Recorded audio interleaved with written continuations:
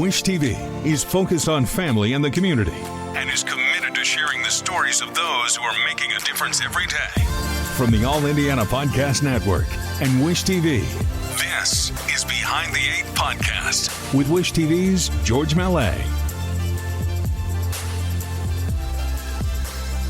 From Wish TV, I'm George Mallet, and this is Behind the Eight on the All Indiana Podcast Network. In a moment, I'll be joined by Alexis Rogers. Alexis has just completed an excellent series of reports on the murder of Emmett Till. In a moment, Alexis Rogers. Your day moves fast. Your news should too. That's why there's a new and improved Wish TV app bringing you more local news, breaking alerts, live streaming, weather forecast, radar, and Indiana sports all in one place. Customize your news feed to see the stories that matter most to you and get the information you need when you need it. Download the new and improved Wish TV app today on iOS or Android and take News 8 with you everywhere. And I am joined now by Alexis Rogers, who just completed, and I don't want to step outside the bounds of objectivity, but an excellent series of reports on Emmett Till. And I want to, throughout this discussion, encourage people who have yet to see it to go to our website, wishtv.com, and check it out. It is well worth the time. I want to start off, though, by asking you about the family connection. Absolutely. And that obviously afforded you incredible access. Absolutely. You know, it's so funny because whenever I meet journalists, I always like to ask them, why did you want to become a journalist? You know, everybody has a different reason. I was fortunate enough to grow up at kitchen tables where heavy hitters were there. Uh-huh. And so Emmett Till, I'll start off with Wheeler Parker Jr. So Wheeler Parker Jr. is Emmett Till's cousin, which is one of the main characters of our stories. And your grandmother's brother. No, so my grandmother and Wheeler are first cousins. I see, okay. Yes, and they all migrated from Mississippi. So, you know, when you had the Great Migration, where all these black folks were coming from the South, going up north, they all the ones from Mississippi, specifically my grandma and my grandpa's family, they all kind of came from the same small towns, if you will. Very intermixed. I mean, my grandma was one of 12 kids. So if you can imagine, there's just a lot of intermingling. And so that was my connection. You know, Wheeler was always around, and where Emmitt was on that week, my grandmother and all of them were just maybe a couple miles up the road. I mean, these were all kids that grew up together. Right. You know what I mean? So I grew up always hearing the story. And it's funny, you know, I grew up in the Chicago area, and we had to learn about Emmett Till. That was a part of our history curriculum. Mm-hmm. And I remember I came home one day and showed my mom the book, and I was like, hey, Mom, we're learning about Emmett Till today. And we started doing the homework assignment, and my mom was like, ooh, this is not correct. She's like, ooh, and this is not correct. She's like, okay, what's your history teacher's name again? Okay. She went up to the school and was like, hey, guys, so explained our family connection and said, why don't I have a couple people who were the eyewitness come up to the school and do an assembly, and you can do it that way. And that's how our journey of kind of telling this story started at a young age. You know, I mean, obviously as a kid, and I was always a history nerd, I loved it because here it was that, you know, my school district actually ended up stopped using the book that they were using at that point for that part of the curriculum.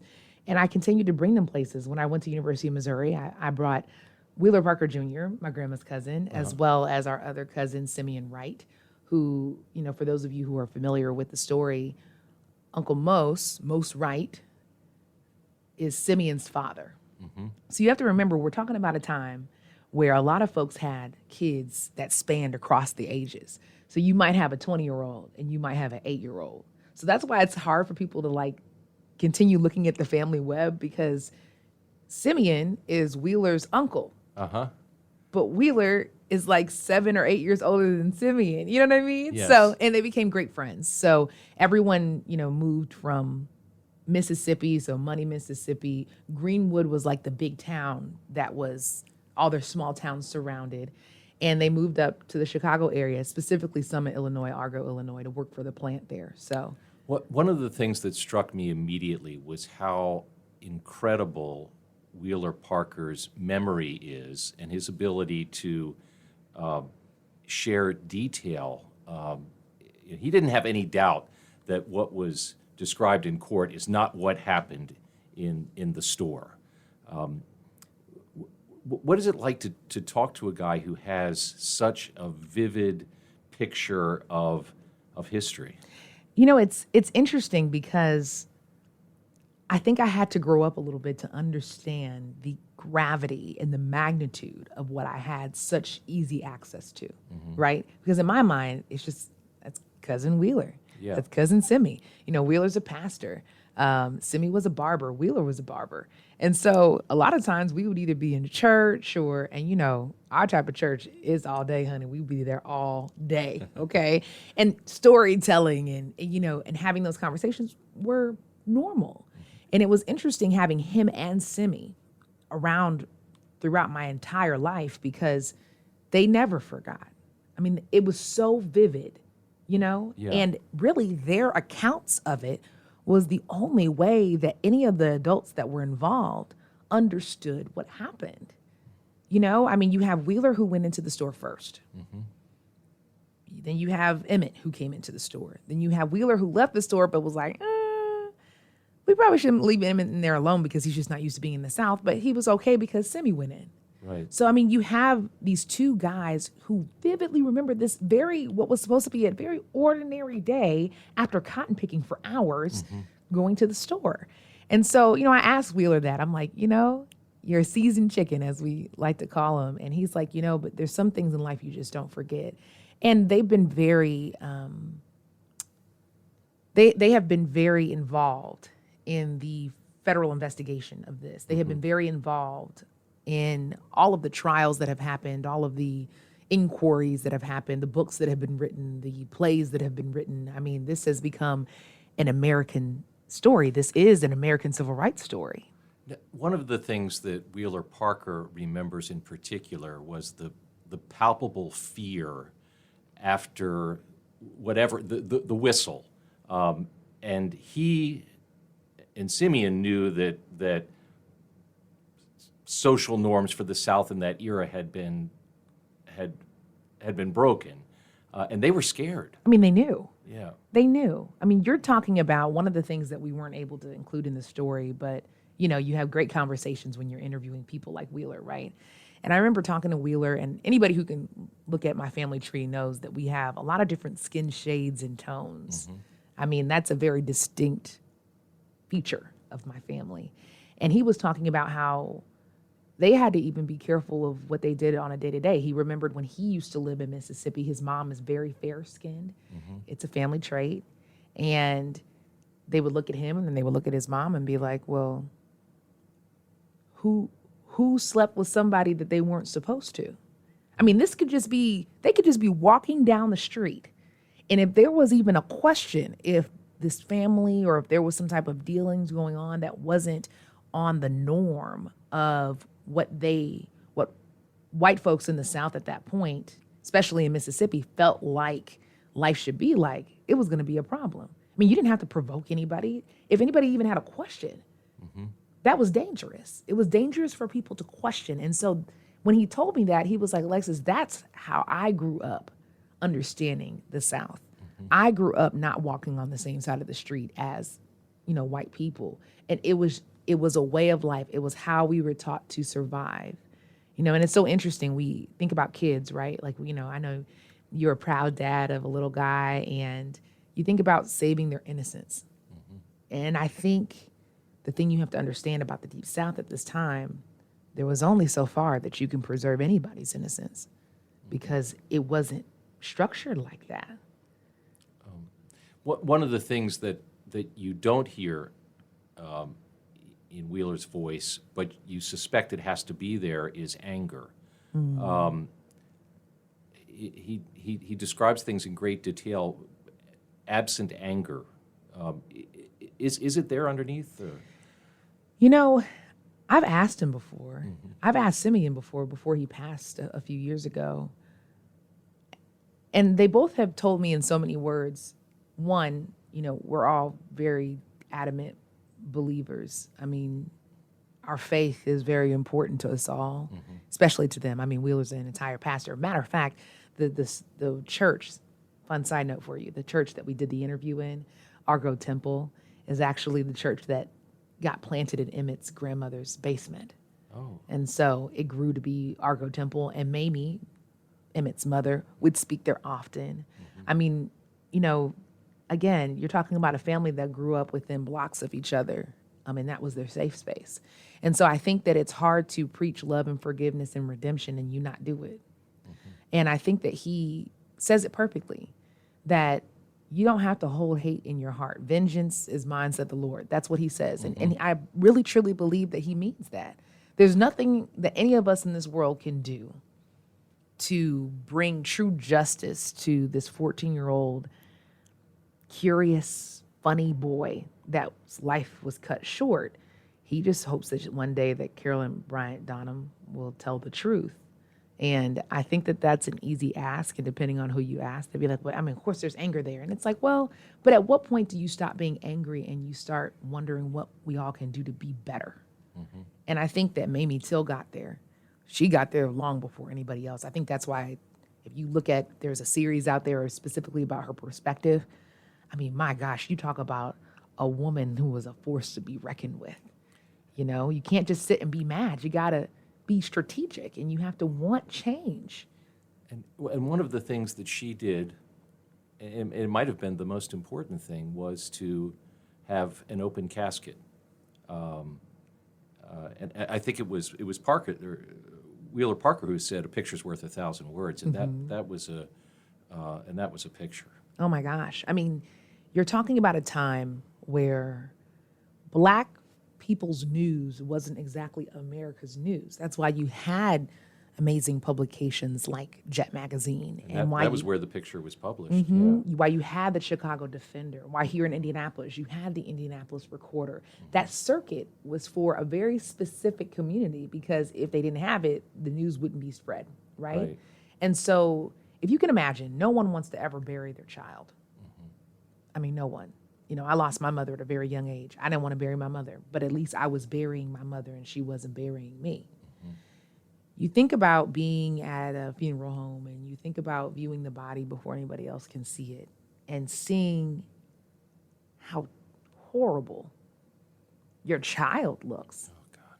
I mean, for those who have not seen the picture, I encourage you to see it, because that pit of the stomach feeling that you will probably get when you see it, that was the fire that ignited all of what we know now as the Emmett Till story. And so for her to not only say, look, I want you to take this picture and I want you to share with everybody involved.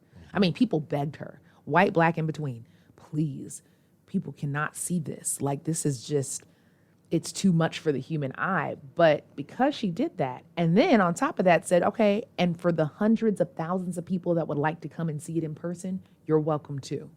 I want you to see what they did to my boy. And I'm not a mother yet, but I can only imagine. And she stood there. I mean, she was there for a lot of those viewings. If you look at any of the archival pictures, you will not see her in that front row. You will not see family there, as hundreds of thousands of strangers really came to see for themselves. Is this true? Because there was no Facebook then. There was no Instagram then, you know? And then you think about fast forward nearly 70 years. Is that the same reaction that we had to George Floyd when we saw that video? Right. And following the lead of Jet and publications like that, the mainstream press ran with this story too, and you had some really good sound with Dan Wakefield. Tell me a little bit about hearing the story through his eyes. I so appreciated being able to meet Mr. Wakefield. I mean, let me tell you, Dan Wakefield is a cool dude. Yeah. I mean, he has seen so much life. And you know as well as I know that as a journalist, we have this really great privilege of having a backstage pass to life, right? And so, and Mr. Wakefield has embraced that. I mean, he turns 90 in May. He has seen a lot. So Shortridge alums, you should be very happy that he was a kid in 1955 covering that story. Early 20s. Yeah. And even he said he thought he was ready, and he was as ready as he could be. But this was a cultural lesson even for him, where he had to understand that even as a white man in America, he was no exception. If he got in the way of this way of life, they would be more than willing to do harm to him as well. So it's interesting when you understand that your privilege is not universal, you know? And so what I really appreciate about sitting down and speaking with Dan in his home, I mean, just so gracious to let us do that. He remembers very vividly, not just what happened, but how it happened. The feeling of being in that room, the understandings of when he went outside and saw who was having lunch with who, or who was whispering about what, or the decisions that had to be made just every day. I mean, he was there. He understood it. And it shocked him. I mean, here is this guy at the time, you know, he had went to school in New York. I mean, he'd seen some life, had worked up north, you know, for another publication. But he understood that this was going to be history, but also the things that back then people were like, oh, they would never do X, Y, Z. All of those ideas in his head were busted the moment that he, you know, made his way to Mississippi and really saw the way of life there, to the point where he never went back until this past week for a different project. I mean, he waited a long time. That's nearly 70 years to go back to a place. We're talking about a very well-traveled man here. Yeah. Because it made an impact. He said he never left. He left there never being the same. Yeah. Because anywhere else in America, he said it, anywhere else in America, this would have been an open and shut case. I want to ask you, you know, given that this is your family we're talking about, what is how optimistic are you going forward? I mean, we have seen this story, you know, it's different every time, but it's repeated itself, you know, right up until, I mean, I was in George Floyd's neighborhood the day after he died, and the anger that day before there were any protests was palpable. So how hopeful are you looking forward? I think it just depends on which lens I'm looking at, right? Because I think if I'm looking at it through the lens of solely being a black woman in America, there's a tired sense, because I know people personally who are doing the work. I mean, one thing that Wheeler has said over and over again was the reason why this was different was because everybody cared. It wasn't enough for just black people to care. Everybody had to care. And what struck him about, for instance, George Floyd, and he was just in awe, was to see people who didn't look like George leading a lot of times some of these big charges of protest, of asking for accountability. And that's huge, because I think what we're finding is that there is a need for humanity to be the sewing parts of our quilt. And for years, people have made a lot of excuses of why that can't be the thread to hold us all together. And I think that's been challenged. And so to answer your question, I am hopeful because I choose to be, because I'm a woman of faith and I believe that the Lord loves all of us and that there has to be. But Dan said something interesting and I thought was like, wow, because he was really good friends with James Baldwin. Okay. And he said that Baldwin said that, oh man, I don't want to get this wrong. It was in the story. He said something to the extent of,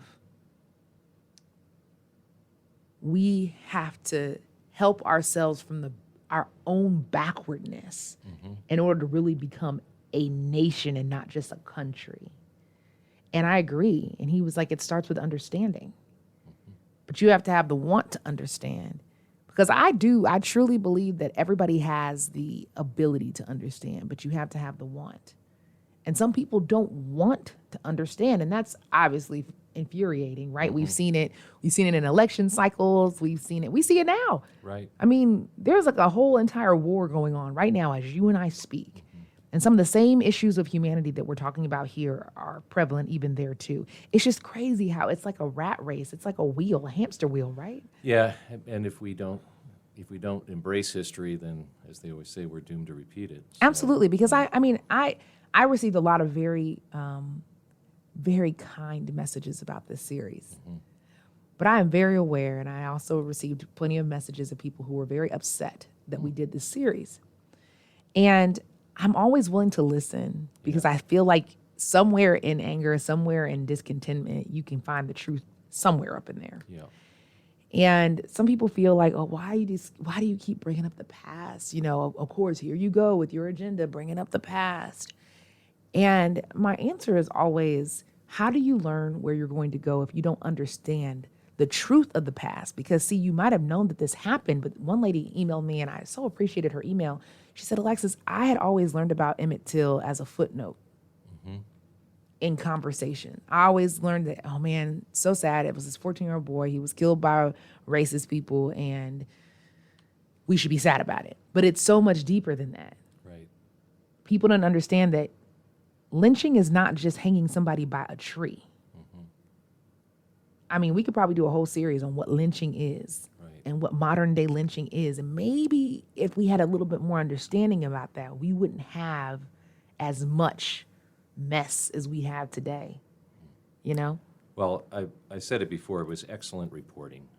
And I am going to, again, encourage, and I think if you've stayed this long through our podcast, you probably are aware of the series, but it's great stuff, and it's available at wishtv.com.